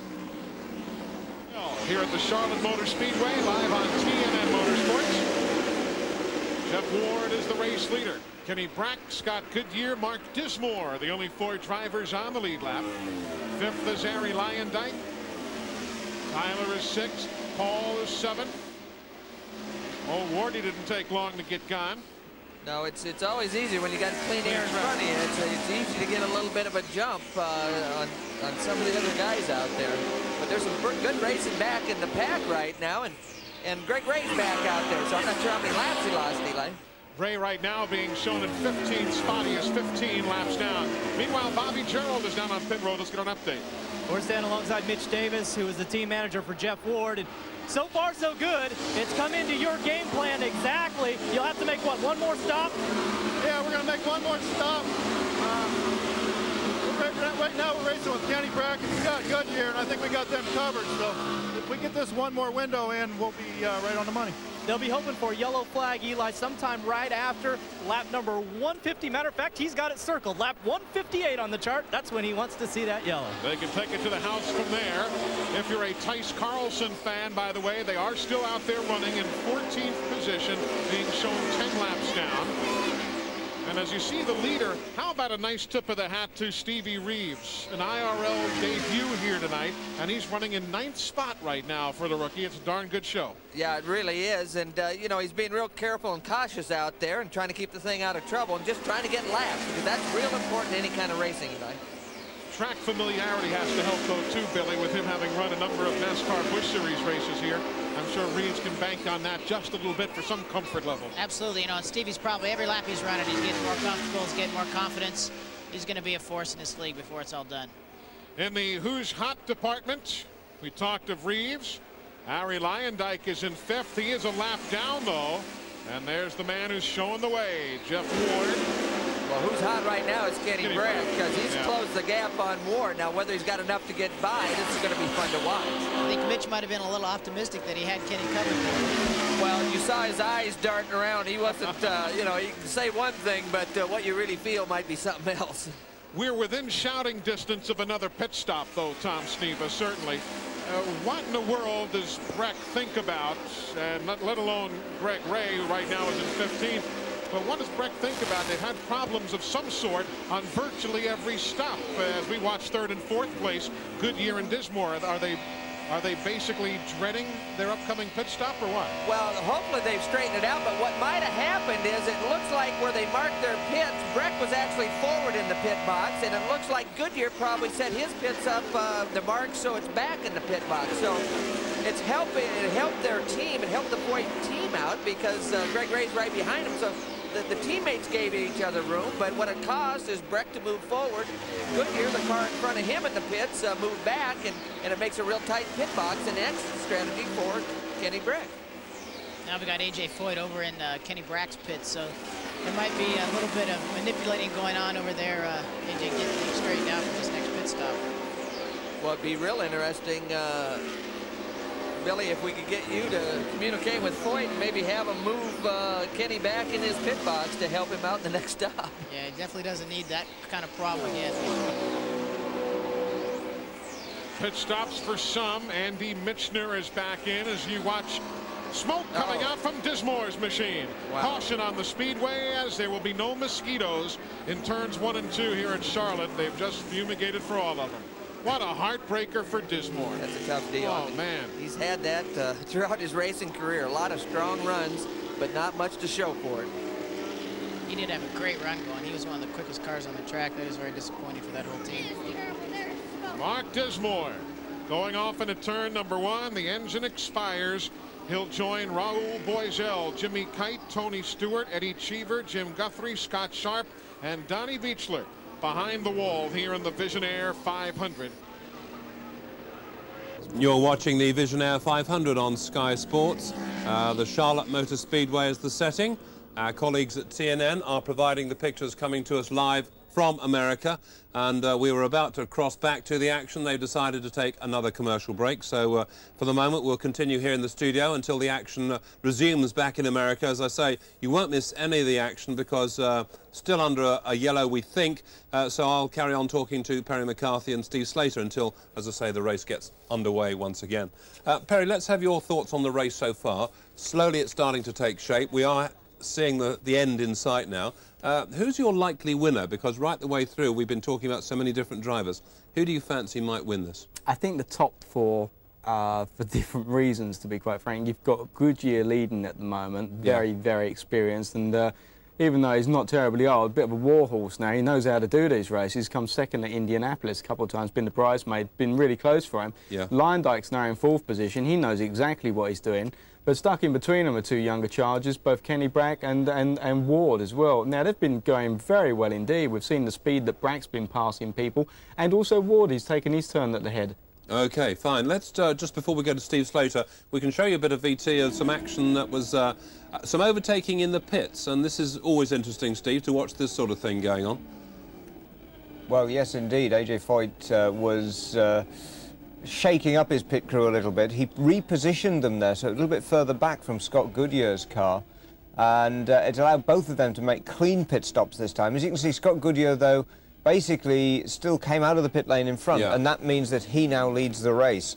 We talked about pit stop strategy earlier, though, but of course it's an academic issue now for Mark Dismore. His engine's gone bang. Yes. Definitely out of the running. We caught just a brief glimpse a moment ago of Greg Ray. He looked very chastened, very upset. I suspect that AJ's had a word or two with him, don't you? AJ Foyt's had a busy evening, hasn't he? Yeah. And yes, I mean, I think, well, Ray, he's had gearbox problems. That may be why he spun in the pit lane. If he was going for second gear and something went wrong in the box, but just unstuck the back of the car. Disappointing for him, though. But he is bitterly disappointed. Very much, I think Perry described it like a dog with its tail between his legs, really. I mean... Fine, let's see if we can now resume the action once again with TNN. Scott Goodyear, Kenny Brack, Jeff Ward, they are the front 3. They are the only 3 currently showing on the lead lap as we see Brack now work himself through traffic. We ride with Scott Goodyear. Kenny's got a strong race car right now. I think he feels very confident. He got held up a little bit in traffic on the restart, and Goodyear was able to hold him off for a corner or 2, but Kenny got a great run out that last corner. Once he works his way through this traffic, he's going to have some clear track, and he's going to be looking pretty good. Well, he's not looking too bad right now. I mean, he's going away from Goodyear. Brack at 210 miles an hour that last lap to Goodyear's 206. And Vince, it looked as though finally the pit stop was relatively uneventful, at least from this angle. It was a great pit stop for Kenny Brack when he came in, and AJ was very happy with the power team performance. He said, he radioed to Kenny Brack and said, don't worry about the fact that Goodyear beat you out. Take him on the restart. And you saw it. Kenny Brack moved right around Scott Goodyear on cue from AJ Foyt. When Goodyear led, he was the 8th different leader this evening. Kenny Brack now is back out in front. This is out of the back of Goodyear, and Jeff Ward is looking for a way to get round. Ward's a little bit quicker than Goodyear right now, but he's trying to size him up. Again, traffic's a problem. Getting around Marco Greco, playing the traffic is a big part of a driver's job. It makes all the difference on these mile-and-a-half tracks. You lose your momentum just a little bit, you can make up a ton of ground. And it's amazing, only 15 cars are running, but still traffic, particularly on the restarts, very much a problem. Well, again, they're running 210, 215 miles an hour. They're covering a lot of real estate in a short amount of time, and if they have to blip the throttle, it can really kill momentum. Around inside of John Paul Jr. Meanwhile, Mark Dismore, having retired the Kelly entry moments ago when the engine failure took him out. Let's hear from him down in the garage. Eli, it was so disappointing for Mark Dismore. What a great run you had going here today. We're sorry to see you out, Mark. Yeah, it's just lately here I've been jinxed, and I'll just keep trying. You know, it looked like we were in a good position tonight to get a third of the way to the MCI $1 million deal, and you know, to move forward in the Pep Boy points, and didn't happen. So we'll go to Pikes Peak and see what we can do. You were racing with Brack, Goodyear, and Ward out there at different times. Which of those 3 do you think is the strongest here to maybe bring it home? Well, my car all by itself was really good. In traffic, it was a little bit sketchy, but I think for the way we had the thing strategized at the end, I think we would have, I think we had enough for everybody, to be honest with you, but we'll never know now. Again, sorry to see you out. Thank you. You heard Mark Dismore talk about that MCI Pep Boys $1 million bonus Remember, if any one driver wins here tonight and at Atlanta and at the Las Vegas race, all of which you'll see here on TNN Motorsports, then that driver and somebody out there, one lucky fan, will split $1 million. You can enter at any Pep Boys location or on the internet at mciracing.com. And if any driver wins 2 of the 3 TNN telecasts down the stretch, well, that driver and a lucky fan will split $100,000. So keep an eye on that when you go by your nearest Pep Boys location. Well, we heard Dismore talk about his car was a little sketchy when it got in traffic. Ward is as quick as Goodyear. He catches him, but now the traffic, the turbulence off of Goodyear's car is causing Ward some trouble. And sketchy in traffic, I think that means you got to hold your breath a lot harder when you get in traffic. When the cars lose the air off the front wings coming off the corner, especially coming off of turn 4, it really, you got to hold your breath because you just don't know if the cars are going to turn. That's exactly what happens. When you lose the air off the front, you lose the downforce at the front end of the car, and the car won't turn. So you've got 2 options. One's to try to knock the wall down, the other one's to lift. But Vince, those guys are also 3.5 seconds behind the race leader now also. Right, Eli. I talked with John Barnes just a moment ago from Scott Goodyear's crew. He said they didn't have anything for Breck when Breck got by him. They're not as quick as Kenny Breck, but they feel as though if they stay up in the front, near the front, they can win this race in the pits. They believe that their Pennzoil Panther team is quicker than the other teams in the pits, and if it comes down to a last pit stop, they feel as though they may have an advantage. There you see the leader, and we'll go back 3 3/10 of a second from him to Scott Goodyear, and 3.5 seconds back from the leader Breck to Jeff Ward. Only 3 guys on the lead lap, and you've got Arie Luyendyk in 4th as you see that spread from the leader back to 2nd and 3rd. Arie is on a lap of his own in 4th. Then in 5th, John Paul Jr., Marco Greco, they are on their own lap, running 5th and 6th. You've got Stevie Reeves now up to 7th, ahead of Hamilton in 8th and Gregoire in 9th. But again, those 3 drivers all on their own lap. But some pretty good battles, particularly there, and a great run again for Stevie Reeves in his IRL debut tonight. Well, and Vince hit on a good point. I talked to the crew and John Barnes with the Goodyear team before the race, and they're real proud of their team in the pit stops. They've worked real hard on it. They've won a lot of pit stop competitions throughout the year, and they say they can make up the difference. And if they get a green flag stop, it could be a big, big factor in how this race ends up. Billy Bogey, you just have to finally just face reality, let the leader go, and worry about what you're dealing with right there. I think you do. You know, you can't push the car any harder than you can. John Paul Jr., he's running in 5th. He is slowing down at lap 165, within the fuel window, certainly, to take it the distance from here. But John Paul Jr. and the VisionAire team. Keep going. Okay, now come in. Had trouble spotting his pit stall. Yeah. 2 turns out of front wing. 2 turns out of front wing. Now they're saying 2 turns. Reset fuel. 2 turns out of the front wing. That means the back of the car is loose, and drivers don't like to drive a loose race car. When the back end wants to step out, it's a very uncomfortable situation. We heard earlier a lot of the teams were putting front wing in.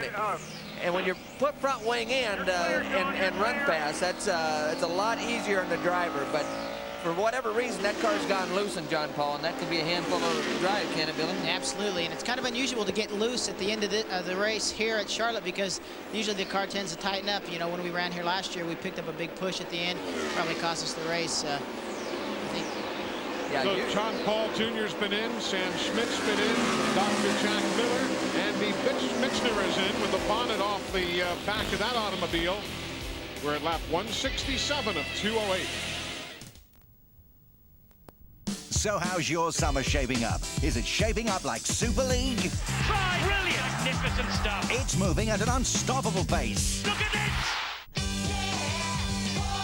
Let these boys brighten up your summer. So be part of the game that makes you smile. Terrific stuff to watch. The JJB Super League continues tonight live on Sky Sports 1. What a great game. In association with JJB Sports.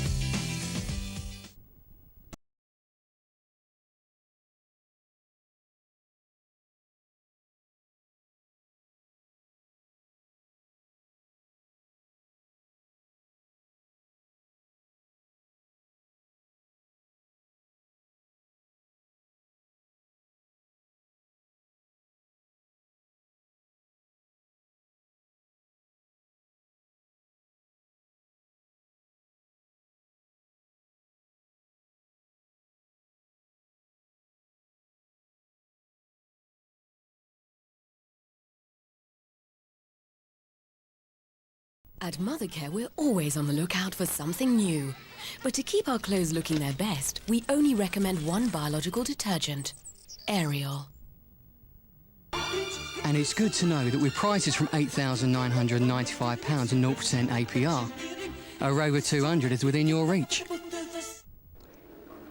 And welcome back. The race is under yet another yellow. Tice Carlson's car being removed from the circuit, so the 1, 2, 3 remains the same, Brack, Goodyear and Ward. We can now return to our colleagues at the Charlotte Motor Speedway at TNN. No tires. No tires for Ward. No, just fuel for Ward. It's going to be disappointing for Kenny because the power team is ready for him, but they must have had a miscommunication. Wardy beats Scott Goodyear out. Yeah, that's real interesting. Breck didn't come in. Again, I don't understand the theory, but maybe can they go the rest of the way, Billy? You know, I don't know. It looks like they're ready for him to come in, but he didn't. You know, I don't know if they just had some kind of miscommunication, or he didn't get the message. Maybe his radio's malfunctioning or something. It'll be 1 lap to go when they get back to the stripe till they get green. All the leaders came in at lap 146, you'll remember. Now Breck is getting ready to make the stop, apparently. Yeah, he's tucked down on the apron. This could be very costly. It'll be very costly for him. Of course, dealing with only one of 3 cars on the lead lap. That's something to remember. He's not going to have a lot of traffic to try to catch Scott Goodyear and Jeff Ward, but you know, here at the end of the race, even a little bit is a lot. Well, and traffic upsets the handling, and it slows the guy down. So if the leaders can get away far enough, they could cause him some stress. Vince, he's in. Yeah, Billy Boat hit it right on the head. It was a lack of communication. AJ had told Kenny to come in, and he did not. They were planning on the stop, and now Breck has got fuel. They changed some tires, and he's still up on the jack. So now we'll see if Kenny Breck can make up that ground. Before the pit stop, AJ Foyt came to the crew, gave him a bit of a pep talk to make sure they had all their bases covered, and they came in. It wasn't a great stop. They gave 2 turns of wing as well, 16.9, but they had to put the car back up on the jack a second time. Maybe a costly stop there. Well, AJ's staying at the same hotel we are. I might just give him some room tonight, though. Well, that's a bad break for that team, but it's going to be a good break for us because it's going to be a great show watching him try to go to the front right now. He's going to be fired up, I guarantee you that much. So it is the restart. Lap 175. Jeff Ward, the 3rd car back there, the orange and white car, trying to get his way through the traffic. Goodyear's right behind him, 1st and 2nd. Goodyear's that yellow machine. Ward gets around John Paul Jr., who is running in 6th, and there's Goodyear running by his lonesome. Well, Ward's going to have some clean air now, and I think he was a little bit quicker than Scotty last time, but didn't have enough to get around. But now he's out in front in the clean air. Goodyear gets around John Paul Jr. Behind them, you see it tangle there. Buddy Lazier still out there working in the purple machine. Manny laps down. He's in 16th spot. Yeah, they had a problem early, but the car's as fast as anybody right now. This inside John Paul's car. Watch his head. See it bouncing back and forth there. And that was on the straightaway that it moved around as much as anywhere. So I don't know if that's some air turbulence or what, but the wheel doesn't look too bad, as bad as his head did. Now here's Kenny Brack. He's going to work inside of Stefan Gregoire. Gregoire himself is in 9th, 6 laps down. And Brack is 4 1/10 seconds behind the race leader, around Dr. Jack Miller. John Paul Jr. next to negotiate. Well, you can see him right down in the bottom. He's able to jump back into the throttle quite a bit quicker than some of these other guys, so the car is hooked up, huh, Billy? He's definitely got a good handling race car right now. The power team car is very good. It's just going to be a matter if Kenny can catch him an open racetrack. You know, you hate to see that big gap. And, you know, it's a lot to make up.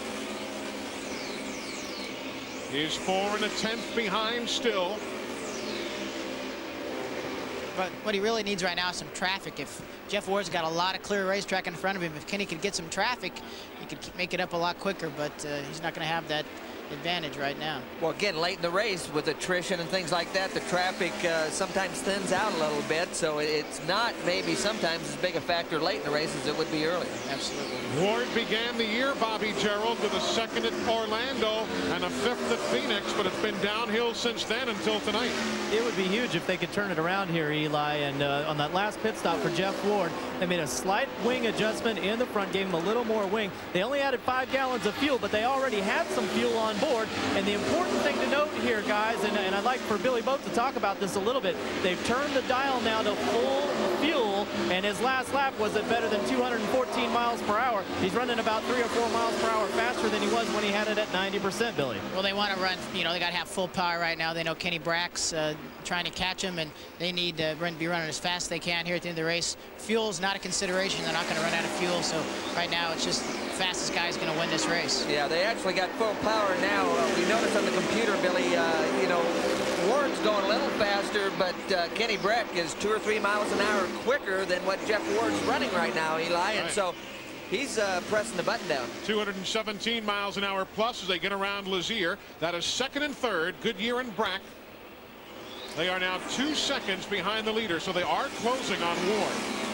Well, it didn't take Kenny long to get to Goodyear, so let's see if Goodyear is going to present a big problem or a small problem for Kenny Brack. He's catching him pretty quick, and he's running pretty fast.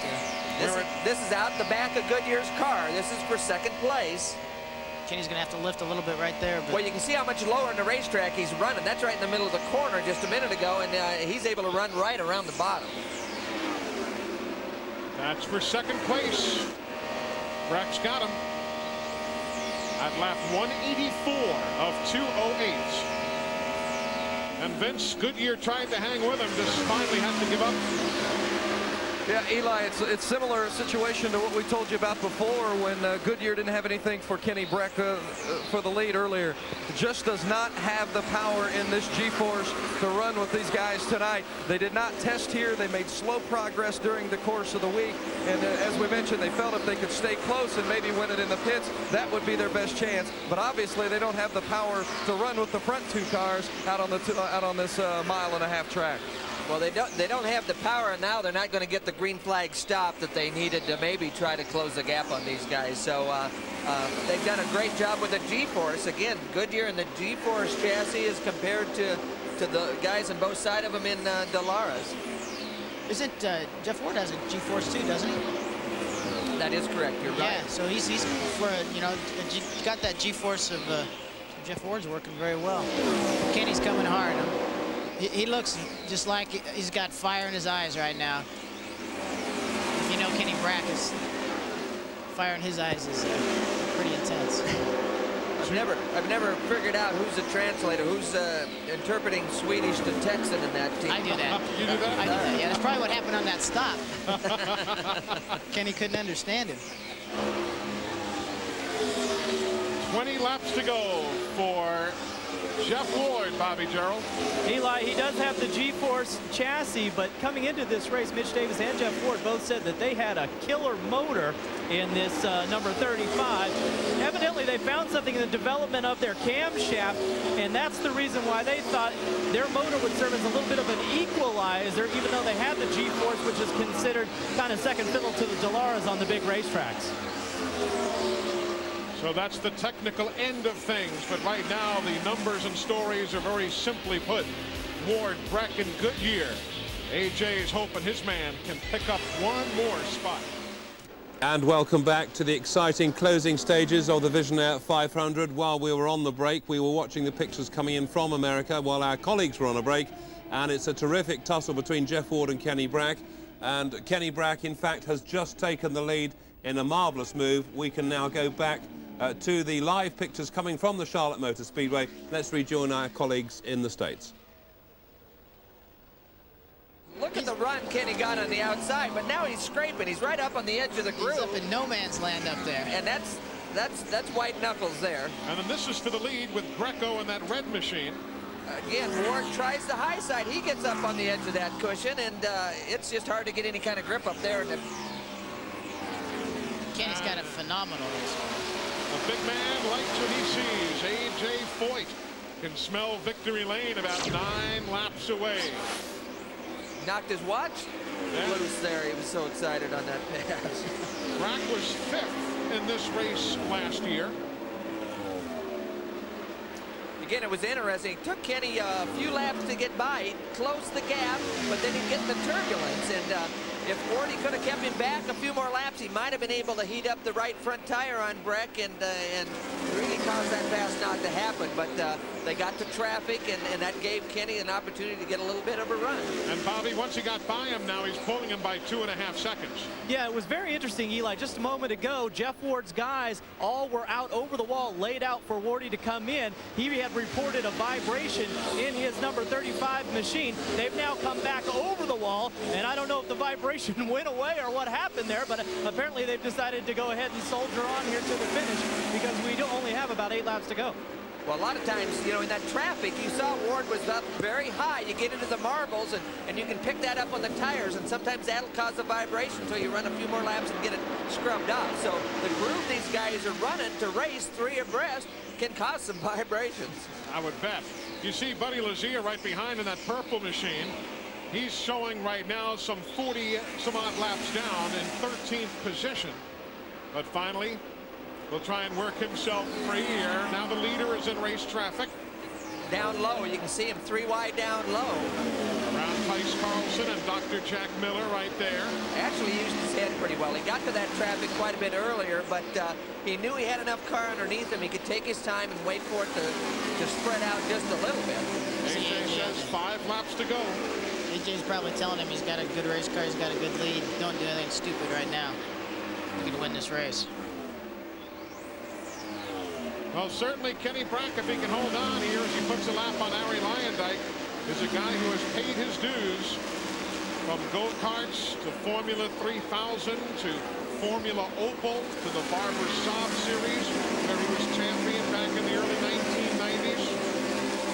He was really due for a good race. You know, they've had a couple of really hard luck races, and they've been fast, but just had a lot of bad luck. So I think tonight was his night. You're right. This is the 6th race that he's led of only 14 he's been in. Well, in last week, you know, he felt he had as good a car as anybody, and they had that fuel injection problem early. So he's got a smile on his face right now, and he doesn't want to feel any vibrations, does he, Billy? Absolutely not. This is the time of the race that you feel all those little things, and you got a little bit of lead, a couple laps to go. You can feel just about anything going on in that race car right now. It'll be 2 laps to go. Comes back to the stripe 2 times remaining, Vince Welch, and it'll be checkers flags. It's all smooth for Kenny Brack. The car running very well. Obviously, he's pulling away from all the other contenders. The main point here for Kenny, be careful going through the traffic. Otherwise, it's home free to the checkered flag. Turn 3 and 4. Ryan Howard has the white flag in hand. One more time around the 1.5 miles. It's really great for the power team and the whole AJ Foyt team. You know, that team has struggled a little bit, and I feel really happy for them. They really needed this. 32-year-old veteran from Karlstad, Sweden.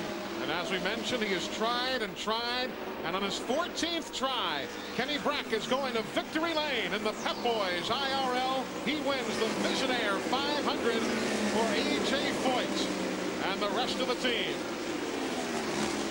And a dominating victory by 5 6/10 seconds on Jeff Ward. Well, it really was. With all the trouble they had in the pits and things like that, they overcame all those problems to get to the checkered flag. AJ Foyt with a big old smile on his face, Vince.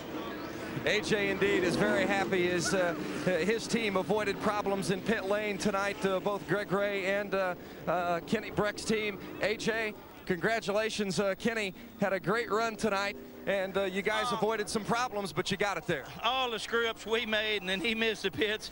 It looked like it wasn't our night, but boy. He missed the pits. Did you think that cost you the race? Well, I really did, and like I said, we turned the hell out of the motor, and K-Tech I owe a lot of thanks to, because baby was hitting the rib limiter, and it stayed together. Well, AJ Foyt, quite naturally, a happy man. Kenny Brack, a deserving winner of a terrific race. Brief final word from you, Steve. Very popular winner. Brilliant race. Couldn't happen to a nicer guy. And Perry, terrific race in the end, wasn't it? It was worth waiting for. I'm delighted. Kenny used his head. He was very, very quick all the way through. Took some big chances as well. Very brave driving.